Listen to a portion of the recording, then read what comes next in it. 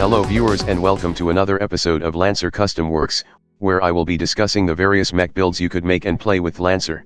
In today's Encore edition episode where we pay attentions to some of the older frames we have reviewed before, Smith Shimano Core Pro, Part 1, featuring Black Witch, Death's Head, Duskwing, and Metalmark. So let's get started with the Witch first. Black Witch, laugh in the face of anything kinetic, but only kinetic.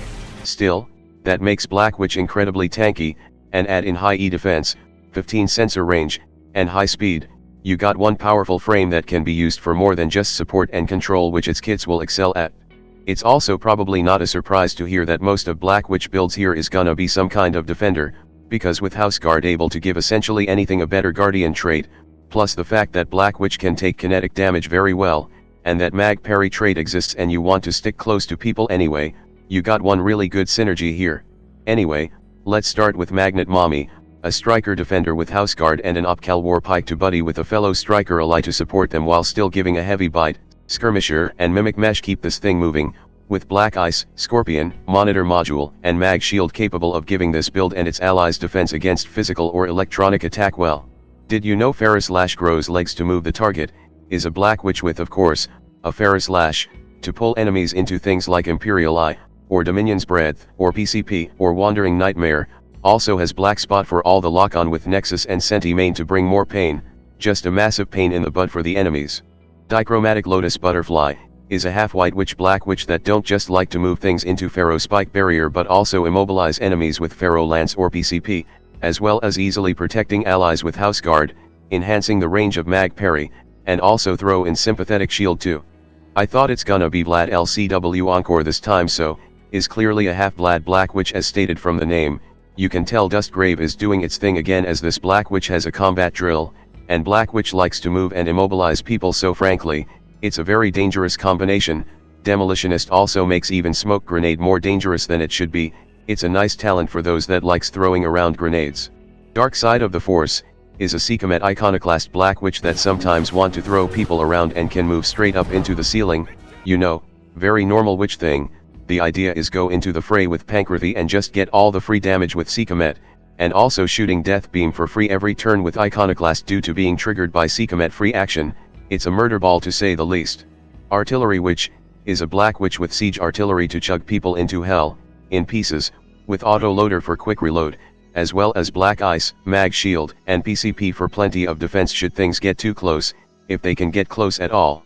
And lastly, Red Witch, is a Black Witch that can spew plasma fire with Plasma Thrower, that it can then move people into the white hot flame to burn them with Accelerate, Ferrous Lash, Blink Charges, Mag Cannon, or even PCP, with BT Technophile combo to cool yourself down because you will need it. It's always nice to see Black Witch on its own or in pieces in other mech build. Its kits are just so incredibly useful for any controller shenanigans due to how simple they are to work with, and works for any defensive need too, physical or electronic. Having House Guard around just makes it better at expanding its support role into defending too. Now, let's move on to Death's Head. Death's Head, is a frame very good at one thing, sniping, with actual bullets or even tech attack someone to oblivion from a comfortable range 20, just clicking heads like nobody's business thanks to so much accuracy buff from its traits or its systems and sometimes, even talents, like Crackshot. Its core power could be better though, with how restrictive it is, and also, you probably could kill your target faster than you could set it up. Let's go with Slingshot Spider first, a Hurricane Cluster Projector Death's Head, because why delete one target when you can delete Grid Square, climb somewhere high with HS Mag Clamps, and Tactician will give you free accuracy no matter what. Black Thumb is also here to cool you down because firing the projector can get hot gradually, and with this much accuracy, this build is less like a Calliope and more like a Oh hi Mark. This counts as a sniper build, right? Is a Death's Head with a Leviathan, just sit at a place, build up bunker, activate Siege Stabilizer, and gun down anything within range 13 with absurd amount of accuracy, or poke people at further distance with Vulture DMR, that works too. This is not a gun, it is a slot machine, is a Mimic Gun Death's Head, which is amazing because I haven't seen anything put a Mimic Gun anywhere in a build since forever, with dual auto gun and Sisyphus to maximize your damage per turn even more. Add in Held Image Spotter combo, you got more than enough hit chance to deal with anything.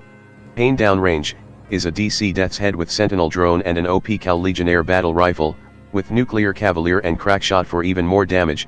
If you lock onto your target and park a Sentinel Drone right next to them, You can potentially deal up to 5d6 plus 7 worth of damage to them. Worse if you also use Beacon to gather up all your foes around a sentinel drone to give them all your pain too. Range 20 sensor is really powerful. Pack Attack is a Legion Nexus Death's Head, easily flooding the battlefield with drones for control. You can even use Drone Commander to move all those Legion drone closer to you, which when combined with Utility Drone, make the landscape hell for the enemy as you set up Mark for Death by knocking them out of cover with your little troopers. No need for ally to set it up for you, which is the most convenient part really. Eyes of Love, Hands of Hate, is a half Emperor Death's Head that's maybe less about shooting and more about supporting, thanks to its massive 20 sensor range with just about every Emperor systems that works with sensor range, or it can bolster allies better with sysops, or use Field Analyst and Orator for even more support. Having 20 sensor range here really helps out so much. A big gun is useful for occasional shooting too. And lastly, Near-Sighted Sniper, because it's funny I guess, a supermassive cannibal Death's Head with massive health bar and Doomguy level of mobility with Skirmisher, HS Mag Clamps, Ace, and Rapid Maneuver Jets. It might be better with a longer ranged gun, but you are certainly not missing with this double-barreled shotgun. Accurate, devastating, and almost, never missing ever. Death's Head might get a bit boring these days with so many more interesting ranged attack frames that are more about shooting in entertaining way, but when you absolutely need something to get shot at and you don't want to gamble with your dice luck too much, you look for the professional, you look for Death's Head. Next up, Duskwing, hard to hit on its turn and the very first frame that can just fly like it was nothing, until the Airbus appears, but that took like so many years to come out. Unsurprisingly, Duskwing loves Ace, if only to make it even faster and harder to be hit, and Duskwing loves any source of extra instances of movement so its core power can get even more annoying and explosive. Manic Pixie Girlfriend, a Duskwing that's hard as heck to be hit on and off its turn, and with hard point, it can shrug off any reaction fire on its turn just fine. Add in Prospector, Nerve Weave, and Croil Rifle, and this thing can move erratically all across the map, with spike charges and hex charges to do some troubles too. Huitzilopochtli, I'm definitely spelling that wrong, is a SEKHMET Duskwing with Tempest Charged Blade, with Dustgrave to blame once again. Back in my day I'm the only size half that can wield a super heavy, now everyone can do that. Yes grandpa, whatever you said. Add in Pankrati and Ace, and nobody on the map is safe from being cleaved in half. It can even suplex anyone with SMN too, though with the fragile trait, it might be harder than normal. Give Me Your Teeth, is a Duskwing with DD288, just fly in quickly with Pankrati, pin something down with Ferro Lance or Pinning Spire, then just charge up the fist and punch. You even have Flicker Field and Neurospike to keep the enemy from shooting at you much while you are waiting for the fist to charge up.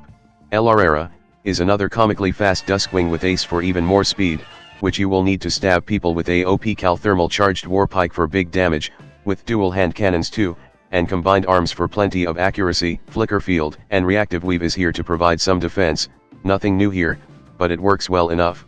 Dark Sun Gwyndolin, Last God of Orlando, is a Duskwing that plays around with Illusion with Horo S2, and can also teleport people around with Blink Space Tunnel or Prospector with Neurospike, Flicker Field, and Accelerate for more protection and movement. Add in Stormbringer to send people flying with its full launcher loadout, and you got one annoying as hell twink.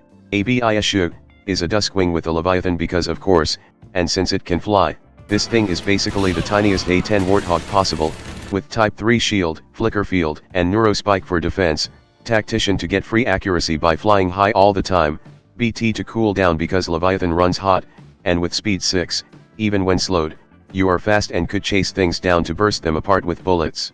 Lastly, there's this thing has only one purpose and that purpose is to shoot. It's a Siege Cannon Duskwing, it's exactly what its name said.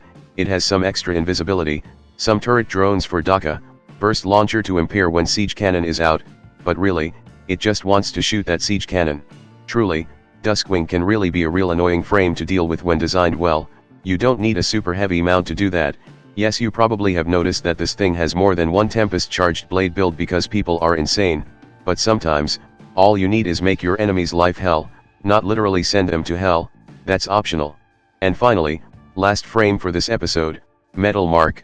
Metalmark is really just Everest, but every instance of more action and speed is replaced with invisibility and soft cover. It just does not want to get hits, while still packing enough firepower to complete Armored Core 6 on its own. It might want Infiltrator if you like being sneaky, but that's not really needed, it's just an extra option. But one thing I would like to mention is that if your ally has House Guard, due to Metalmark's trait, The entire burst 2 area around your allies is effectively a hard cover. Once again, House Guard stays winning. Soft cover sources like Combined Arms and Skirmisher work pretty well too. Anyway, let's get started with Hot Potato, a metal mark that just wants to burn people alive. Shock Knife for burn, Krakatoa for burn, and Shock Wreath for more burn too. With Super Thermal Blade capable of cutting straight through armor too, add in Nuclear Cavalier, and Super Thermal Blade alone can deal 3d6 AP energy damage plus 6 goddamn heat max, which is very devastating.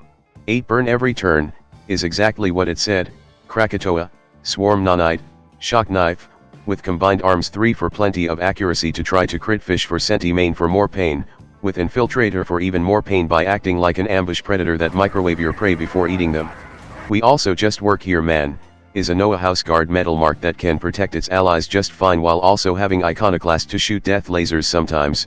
Reactive Weave and ERM are also here to boost your brace to the next level, and can be used to protect allies too, and if all else fails, just shoot your 3 mounts worth of guns. So disdainful a blade that it doesn't even take a turn, is a weird tech gimmick metal mark build, so here's what you are supposed to do: spend 1 quick action, Heavy Gunner or Hunter Lock or whatever, end turn, fire autogun, throw integrated knife, if that hits, throw the Shock Wreath Shock Knife, and if that hits too, activate Shock Wreath because it's still technically your turn, and then take all your knives back with Hunter too. I'm not sure if this would actually work, it's also not really worth it to go through all that even if it works, but hey, it's something, and you can still use this build normally even if that doesn't work out because your GM doesn't allow such bullshit. The Power of Friendship and a Hot Knife is a Legion Nexus metal mark. You can keep fighting at range with an OP Cal Legion Nexus, or get up close with Super Thermal Blade and start slashing or suplexing. Doing it under the utility drone will make things even worse for the enemies, especially if you got a bunch of Legion drones around them. Unconventional Assistance is an interesting support metal mark build that can support allies well with Field Analyst, Orator, and loads of Kid and Emperor systems. It's just that when it's in danger, it has a big ass sword to deal with problems in a permanent manner. And finally, I refuse to stabilize, so help me God. It's a metal mark with a somewhat new perspective I didn't realize. With Emergency Repair Module, you can repair yourself without stabilizing, and with Fuel Rod Gun, you don't need to stabilize to cool down either. Add in Utility Drone to keep you from failing some checks and saves, and you got a surprisingly long-lasting build just in a rather strange way. Invisibility, all the invisibility, what's not to like about it? Metal mark is a triple mount workhorse frame that just do not like to get hit at all, that's about it, but it does it really well, so if you want to save yourself the trouble of repairing damage often while dishing plenty back, look at metal mark. And that's about it for this round of Lancer Custom Works Encore. Once again, I would like to thank all of my viewers who have submitted their builds for this episode, and for the next round of submission, we got the core book Harrison Armory, which including Barba, Genghis, Iskander, and Napoleon. That's all for now, and I will see you all next time. Hello there, if you like this video, please subscribe and click that notification bell button. If you want to see the videos early as well as further support my channel, you can join in my Patreon page, or buy me some coffee, links in the description. Anyway, have a nice day.